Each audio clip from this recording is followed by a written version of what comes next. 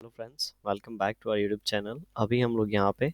Aurobindo pharma की analysis करेंगे और इस एनालिसिस में देखेंगे आने वाले समय में इसका प्राइस एक्शन पैटर्न कैसा रहने वाला है, किन लेवल्स पे ब्रेकआउट दे सकता है और किस तरीके से इसका प्राइस एक्शन पैटर्न बनेगा। तो वीकली टाइम फ्रेम पे मैंने आपके सामने चार्ट लगा रखा है। अगर औरोबिंदो फार्मा को अभी देखेंगे तो एक बहुत ही अच्छा मोमेंटम 400 के लेवल से एक बहुत ही अच्छे प्राइस एक्शन पैटर्न में अप ट्रेंड में ऊपर की ओर चला गया है। अभी किस लेवल पे वेट कर रहा है, तो यहाँ पे ऑल टाइम हाई लग रखा है। ठीक है,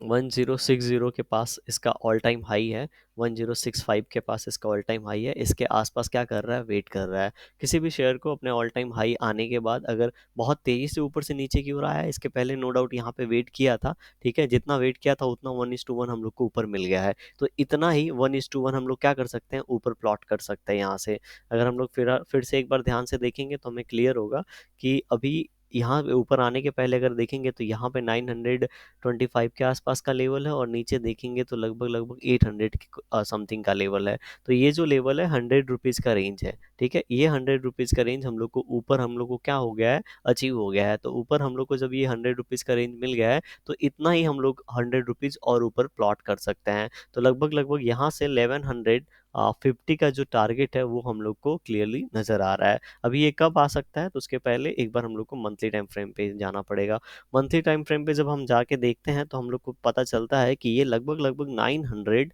से लेके, ठीक है, 900 से लेके 500, ये 400 के बीच में इसने बहुत ज़्यादा टाइम स्पेंड किया। कितना टाइम स्पेंड किया, तो 2015 से लेके अभी तक इसके बीच में ही था। नो डाउट अभी यहाँ पे थोड़ा सा लास्ट मंथ हम लोग को ब्रेकआउट मिला है, तो यहाँ पे क्या कर रहा है, वेट कर रहा है। क्योंकि ये एक ऐसा पॉइंट था जहां से पिछली बार पिन टच करके, ठीक है, पिन पॉइंट टच करके सीधे फॉल हो गया था और बहुत तेजी से नीचे गिरा था। जिस तेजी से नीचे गिरा था उसके दुगना तेजी से क्या हुआ है, डबल स्पीड से इसमें रिकवरी हुई है। तो ये वी टाइप रिकवरी है, देख रहे हैं। वी टाइप रिकवरी में एक चीज हो तो गई है, लेकिन यहाँ पे क्या करना चाहिए, इसको ऐसे प्राइस एक्शन पैटर्न बना के अपने आप को कंफर्म करके फिर इस तरीके से जाना चाहिए। तो आपको एक चीज ये इस तरीके का प्राइस एक्शन पैटर्न देखने को मिलेगा। तो ऐसा अगर होता है तो यहाँ पे बहुत से बायर्स और आएंगे और यहाँ पे ऐसा लगा के फ्रेश एंट्री बना के इसको ऊपर की ओर लेके जाएंगे। ये हो गया हमारा फर्स्ट प्लस पॉइंट। ठीक है, फर्स्ट पॉइंट हो गया हमारा। अभी दूसरा पॉइंट क्या है, यहाँ पे मान लेते हैं पिछली बार क्या हुआ, ये लगभग लगभग 6-7 महीने भागा। उसके बाद यहाँ पे क्या हुआ, 3-4 महीने इसने क्या किया,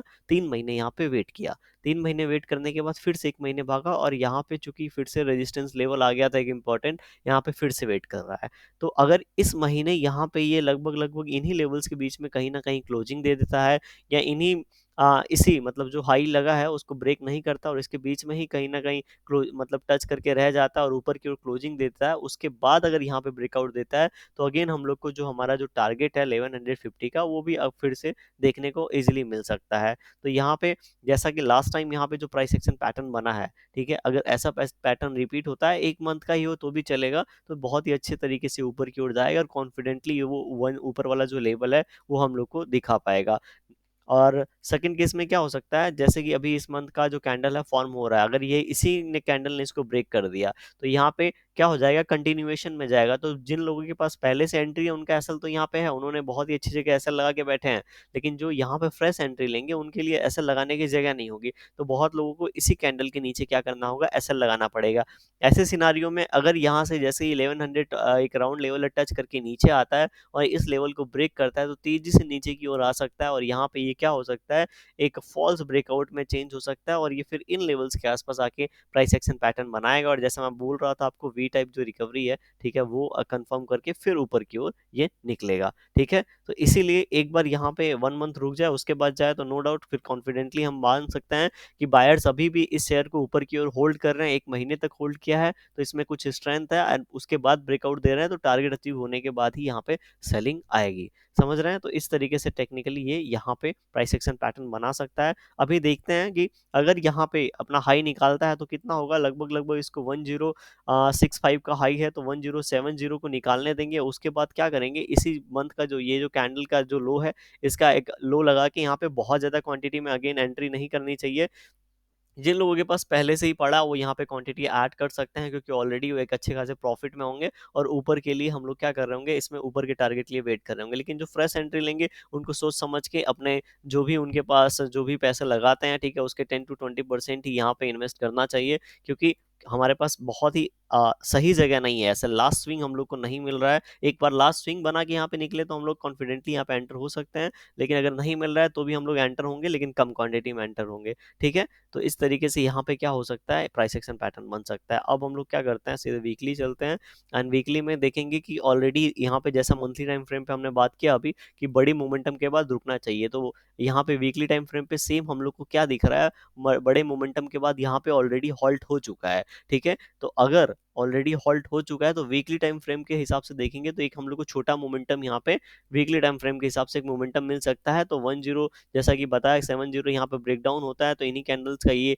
जो रेंज है, ठीक है, इसका ऐसा लगा कि हम लोग को लगभग लगभग जितना भी यहाँ पे रेंज बना है उसका 1:1 ऊपर की ओर आराम से प्लॉट करना चाहिए। तो लगभग लगभग उस सिनारियो में हम लोग को 1100 का जो टारगेट है वो अचीव होता हुआ हम लोग को क्या नजर आ रहा है। अगर ये ऊपर की ओर ब्रेकआउट होता है तो नीचे की ओर ब्रेक डाउन होता है ये रेंज, तो यहाँ से हम लोग सीधे 950 के आसपास जाएंगे, और ये लेवल हम लोग जो ये इसका ब्रेकआउट लेवल है, ठीक है, इस लेवल के आसपास आने के बाद एक यहाँ पे बाउंस बैक फिर से देखने की देख सकते हैं। इन लेवल्स के आसपास 950 के आसपास हम लोग को क्या दिखेगा, बाउंस बैक दिखेगा, या फिर छोटे छोटे कैंडल यहाँ पे बनने लगेंगे, ऐसा सिनारियो क्रिएट होगा। राइट, तो अभी फिलहाल क्या करना है हम लोगों को इस शेयर में, फिलहाल हम लोग को कुछ नहीं करना है, फिलहाल हम लोग को वेट करना है इसका, या तो हम लोग को इसका ये ऑल टाइम हाई यहाँ पे ब्रेक होने देना है, ठीक है, या फिर क्या करने देना है इसको, इसी बीच में जो भी टाइम स्पेंड कर रहा है टाइम स्पेंड करने देना है,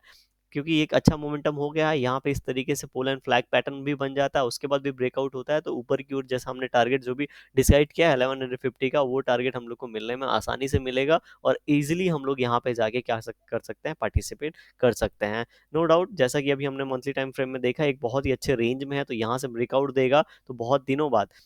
ये एक्चुअली यहाँ पे दिक्कत क्या है, ये जो भी इसने रेंज बनाया है अगर हम लोग देखेंगे तो इसने रेंज तो अच्छा बना दिया है यहाँ पे, लेकिन ये रेंज बनाने में बहुत तेजी से ऊपर से नीचे गया है, ठीक है, नीचे से ऊपर गया है, तो इस सिनारियो में ऑलरेडी बहुत ही अच्छा मोमेंटम हो चुका है, ये वाला मोमेंटम ऑलरेडी ये दे चुका है, तो यहाँ पे इसको वेट करना चाहिए, वेट करने के बाद, ठीक है, उसके बाद अगर निकलता है तो हम लोग मान सकते हैं इन पॉइंट से लगभग लगभग 300-400 रुपए ये ऊपर निकल जाएगा, लेकिन इसको यहाँ पे वेट करने देना चाहिए, एंड उसके बाद निकलता है तो हम लोग यहाँ पे क्या कर सकते हैं, पार्टिसिपेट कर सकते हैं कॉन्फिडेंटली। अभी चलिए डेली टाइम फ्रेम पे देखते हैं क्या सिनारियो है। डेली टाइम फ्रेम पे अगर हम आके देखेंगे तो डेली टाइम फ्रेम पे हम लोग को एम पैटर्न देख बनता हुआ ऊपर की ओर दिख रहा है, ठीक है, हम आप सभी को पता है एम पैटर्न क्या होता है, तो एम पैटर्न जब भी बनता है यहाँ पे, तो एम पैटर्न कम बनता है, एम पैटर्न ऊपर टॉप पे बनता है। एम पैटर्न बनना मतलब यहाँ पे जो भी डेली टाइम फ्रेम है उस पे क्या हो रहा है, ट्रेंड शिफ्ट हो रहा है, तो अभी ये जो भी है कंफर्म नहीं हुआ है, क्यों कंफर्म नहीं हुआ है, क्योंकि यहाँ पे देखेंगे इसका जो लो लगा है लगभग लगभग 1110 के आसपास लगा है, और अब इसके ऊपर ही ट्रेड कर रहा है,